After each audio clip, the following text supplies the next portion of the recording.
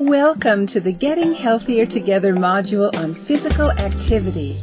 This video can help you understand the benefits of physical activity using the FIT concept, become familiar with 4 types of physical activity, identify what might be getting in the way of being physically active regularly, find solutions to overcome roadblocks to physical activity, and create an action plan for yourself. Remember to talk with your healthcare provider if you plan to start an exercise program or increase your level of physical activity. Why is physical activity important? And what's the difference between physical activity and exercise? Physical activity is any kind of movement that uses your muscles, like walking, using the stairs, gardening, and housework. Exercise is a kind of physical activity that we do on purpose to be more healthy and fit, like running, cycling, swimming, and sports. Physical activity is good for everyone, and it can be a lot of fun. Start slowly if you haven't been active. It's never too late to start to make physical activity part of your life. We've all heard the advice that we should get plenty of physical activity, but why? What are the benefits of being physically active? The benefits of regular physical activity include making your muscles stronger over time and burning calories, which can help with losing weight. Physical activity can lower your blood pressure and cholesterol levels. It can help you let go of stress and lighten your mood. Physical activity can help you sleep better. And regular physical activity can help you function better if you have certain types of arthritis, prevent bone loss caused by osteoporosis, and even reduce the risk of some kinds of cancers. Maybe you already know about some of these benefits. Knowing about all of them can help inspire you to take the next step, which is where the FIT concept comes in. FIT is a 4-letter acronym that stands for 4 words about exercise. The F stands for frequency. How often is the physical activity done? The I stands for intensity.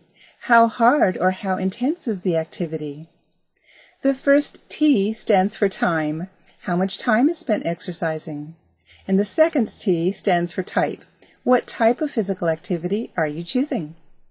These 4 questions can help you evaluate your exercise activities, and the FIT acronym can help you remember the questions, no matter which types of exercise you might choose for yourself. In Part 2, we'll talk about 4 different types of physical activity.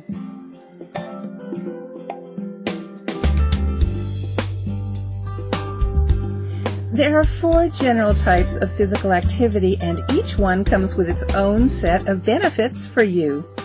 The first type is balance. Balance activities help prevent injuries from falls. One way they do this is by making areas of your body, such as the upper thighs, stronger. Balance activities are especially good for older people. These activities should be carefully incorporated into a strength exercise routine, and many of them can be done while you sit, lie down, or hold on to a stationary object like the back of a chair. The second type of physical activity is endurance. Endurance activities are also called aerobic activities. They make your heart beat faster, work with the muscles, and also make you breathe harder. Endurance activities can help improve overall fitness and may delay or prevent diabetes and heart disease. Building your endurance can make it easier for you to do everyday activities. Some examples of endurance activities are brisk walking, swimming, cycling, and jogging. The third type of physical activity is strengthening. Strengthening activities are also known as weightlifting or resistance training. Examples include lifting light weights and using resistance bands. Strength training builds bone and muscle and helps to preserve strength, independence, and energy. It's good to know that these types of activities may also reduce the signs and symptoms of arthritis, osteoporosis, heart disease, obesity, and back pain.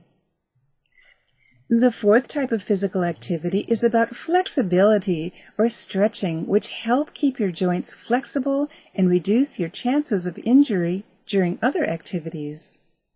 Flexibility activities may also prevent or help you recover from injuries. Gentle stretching for 5 to 10 minutes helps your body warm up before exercise and cool down after. No matter which kinds of physical activity you choose, please be sure that you always talk with your healthcare provider if you plan to increase your level of physical activity or start an exercise program. And if you haven't been active, remember to start slowly. Moving ahead, in Part 3, we'll be talking about some of the things that may be stopping you from making physical activity part of your life.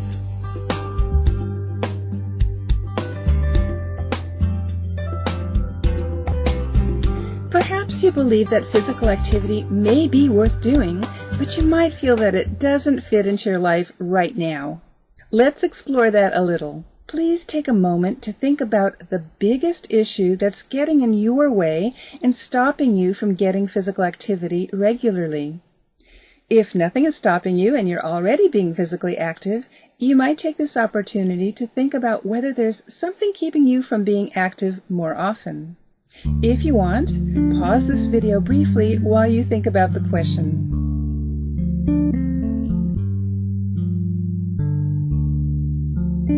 There are 7 common obstacles to following through with a regular physical activity routine. They are weather, time, money, not wanting to exercise alone, child care challenges, safety issues, and the boredom factor. Are any of these getting in your way? Let's look at each one and see if we can come up with some ways to work around them. For example, if you live in an area where it gets too hot or too cold to be physically active outside, one solution could be to find ways to be active indoors, maybe at a shopping mall or at home. If you don't believe you have the time to be active, you might think about ways to blend activity into your daily schedule. For example, if you live close enough, maybe you could bike to work. If not, maybe you could park or exit whatever transportation you use a little farther from work so that you give yourself the opportunity to walk the last few blocks. Instead of using elevators and escalators, you could consider using the stairs. If you don't want to spend extra funds to join a gym or fitness club, take walks in a local park. Or you could see what kinds of free or low-cost recreation centers are in your area. You might look into joining the local YMCA or get involved in a community wellness program. If you don't like exercising alone, consider involving family members, friends, co-workers, or neighbors. An invitation to join you might be just what they've been hoping for to help get started themselves. If childcare is the issue, consider including them in your activity routine by walking with your children or playing active games with them. This can help them develop healthy habits too. If you don't have a safe place to be active in your neighborhood, consider physical activity in the comfort and safety of your home. There are plenty of exercise videos available, and you can also use weights and even dance to music. Lastly, if you find that exercising is boring, a solution might be to try out different activities to find ones you like. Change your activities now and then so you can keep up your interest. Once you've identified the issues that are in your way, it's easier to find ways to overcome them. In Part 4, we'll work through more ideas for solving the kinds of problems that keep people from being physically active.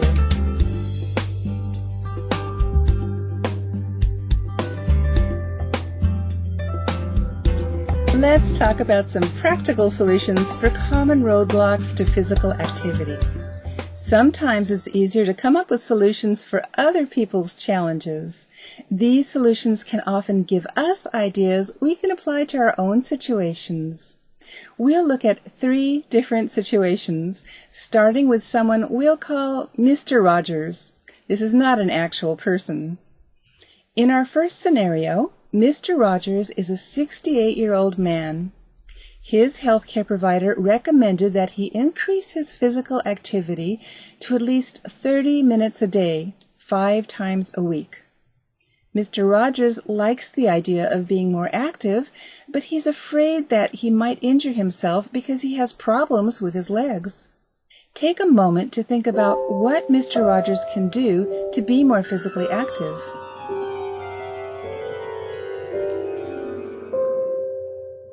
Did you think of water activities? There are a number of exercises that can be done in a swimming pool and even a bathtub that are easier on the legs. Did you think of physical activities he can do while sitting in a chair? Did you have some other ideas for Mr. Rogers? If so, that's great. In our second scenario, Mrs. Clark is a 30-year-old single parent with 4 children. Lately, she's been under a lot of stress and she's been gaining weight. Her cholesterol levels have gotten higher since the last visit with her doctor, and now they're above her goal. Her health care provider recommended that she eat less and be more physically active, at least 30 minutes per day, 5 times a week. Mrs. Clark is really frustrated. She knows that she needs to make lifestyle changes, but it's so difficult because of her hectic work schedule and her 4 children. Take a moment to think about how Mrs. Clark can add physical activity to her busy schedule. Do you have any advice for her?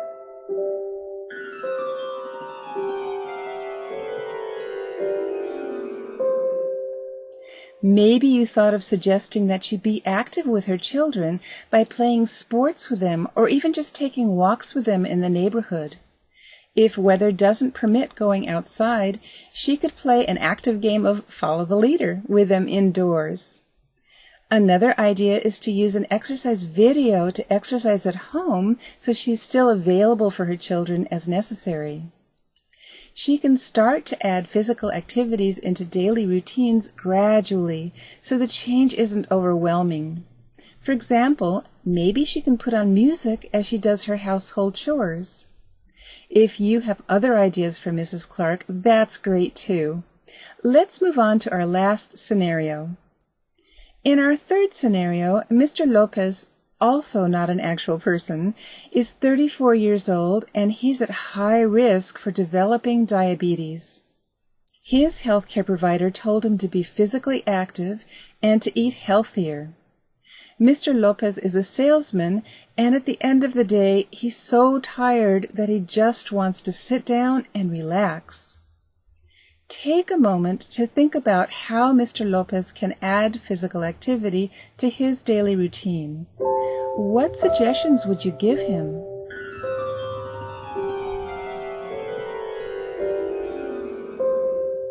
Maybe you thought that Mr. Lopez could ask some of the people he works with if they'd be interested in going out and dancing after work. That would be a relaxing change from the stress of his work and give him a fun way of getting some exercise at the same time. Or he could make it a habit to turn on some music when he first gets home and dance or move around as he prepares for the rest of his evening. Maybe he can ask a friend, a family member, a coworker, or neighbor if they'd like to do some physical activities with him, like taking walks during the day. It's easier to get started if someone is starting with you. You probably have some of your own suggestions for Mr. Lopez, and maybe looking at the challenges for other people has given you some ideas for yourself as well. In Part 5, we'll explain how you can use a personalized action plan to add regular physical activity into your day.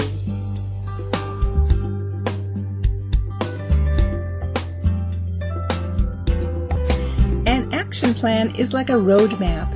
It turns the decisions you make about what you want for yourself into practical steps for getting where you want to go. There's an action plan for physical activity handout that's available to you, and it looks like this. You'd begin using the plan by reading through each of the choices to see which ones might interest you most. The choices on the physical activity action plan include work out with family or friends, keep track of your progress, Change the type of physical activity you do so you don't get bored.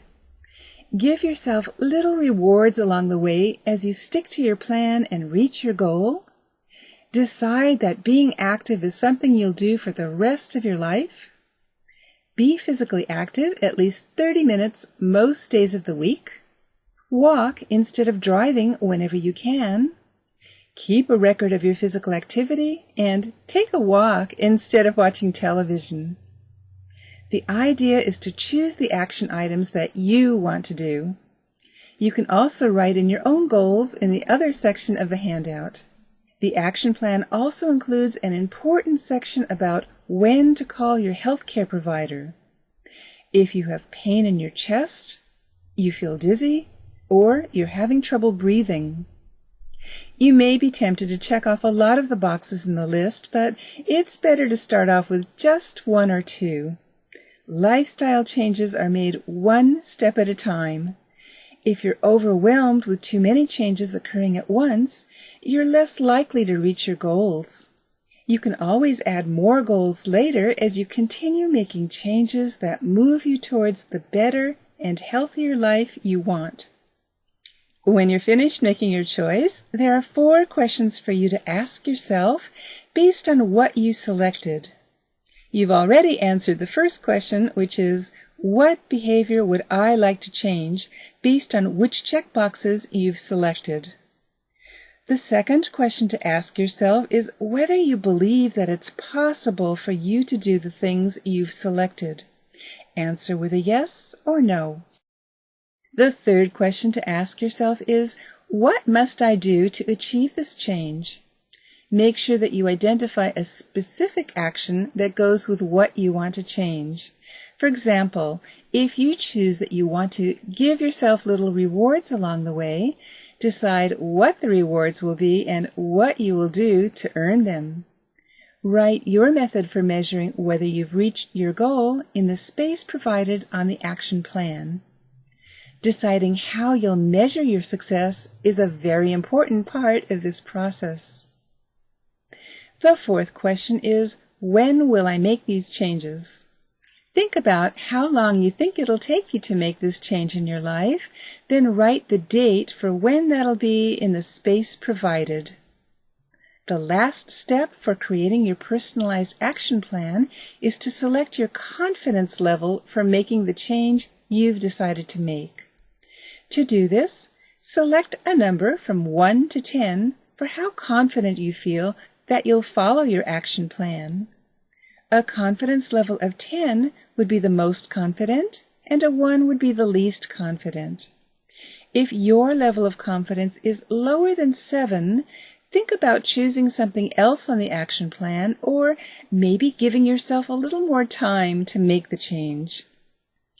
There's one final handout that's available to you, and it's called Physical Activity: What You Need to Know. The handout has a summary of the key points from this video, and we hope it'll be useful to you. Thank you for your time and for participating in Getting Healthier Together.